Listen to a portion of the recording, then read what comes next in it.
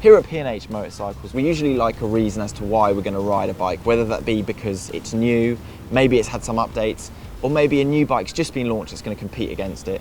But sometimes you just don't really need a reason.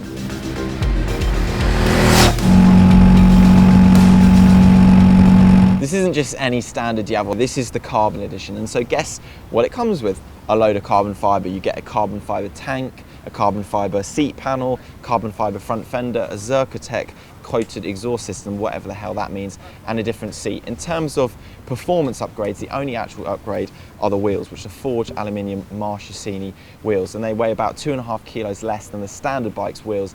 That doesn't sound like a lot, but at speed, that's a lot of unsprung mass that you're taking off the bike, and it helps it feel a bit nippier in terms of acceleration, and it certainly helps the bike through the corners when you've got less gyro effect from the wheels.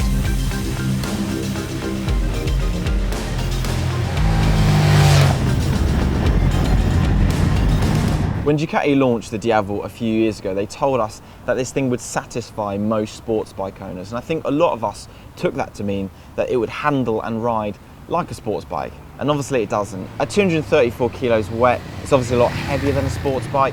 It won't track around a corner like a sports bike because of the way it's been set up, and obviously this thing just simply isn't a sports bike. But does that mean it's not sporty? No. A decent rider on this, and I'm not saying that's me, would eat someone for breakfast on a sports bike if they weren't quick on it. So you can just absolutely throw this thing around, and then it's got the drive to annihilate you out the corners. This 1200cc twin kicks out 162 horsepower, and it kicks out the max power over 9,000 RPM. So it's not one of those really lazy engines where all the grunt is down low.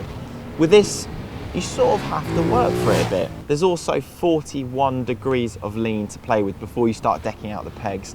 So the Diavel isn't just quick, and it doesn't just handle well for a power cruiser, it sort of does those things well full stop. Now you'd think that with that big engine and the humongous 240 section rear tyre, that straights would be the most fun to attack on this bike, but it's actually the corners. If you look at it and you think, that's not gonna be any good in the corners, and it just takes you back how quickly and how stable it manages to just beast through them. If you've ever done any drifting or power sliding in a sports car versus an estate car, you'll find it a lot easier to do it in the estate car simply because it's a bit longer, it's a bit more friendly, and it's a lot less snappy. This is reminiscent of the estate car. It's not quite as scalpel sharp as the sports Focus machine, but you tend to find that you can ride it a lot harder, a lot more of the time, simply because it's more predictable and it's less quick to go out of shape when you do start pushing it beyond those limits of grip. Like any premium bike these days, you get fully adjustable suspension, high-end Brembo monoblock brakes, grippy tyres like these Pirelli Rosso 2s, and a plethora of electronics. In the Diavel's case, you get a keyless start system, traction control, ABS, and a few different riding modes which change power delivery and peak power, and you can all do it on the TFT screen. We were recently out in Misano for World Ducati Week, and they had a number of these bikes going up the start-finish straight doing drag races. Now, why drag races? Well, these things are probably one of the quickest 0 to 60 mile an hour production bikes in the world. The low slung weight, the power and torque from the engine, that massive rear tyre makes loads of grip, and then the feel from the clutch and the throttle means that you can launch this thing off the line like absolutely no other.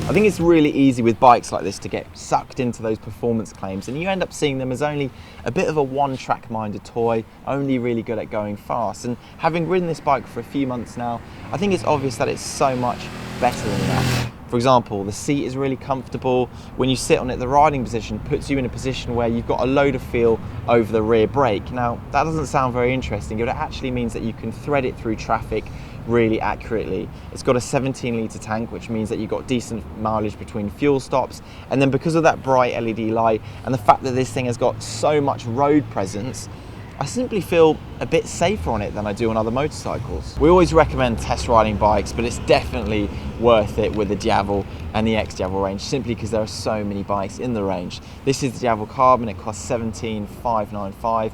If you want to spend a bit less, you can obviously get a standard Diavel, or you can get a standard X-Diavel, or if you want to spend a bit more, just over 18 grand, you can get an X-Diavel S. And the difference between the Diavel and the X-Diavel is not just the way it looks and the riding position, but also in the engine tune. The X-Diavel has got a slightly retuned engine, so it makes similar power, similar torque, but the max torque figure is now around 5,000 RPM versus the 8,000 or 9,000 RPM on this bike. So it definitely feels different to ride versus the Diavel. So it's worth coming down to somewhere like where we are today, P&H Motorcycles, where you can demo any of the bikes and find out which one is right for you. But to find out more information on this bike, to book a test ride, or to check out any of the other motorcycles they have in store here, simply go to phmotorcycles.co.uk.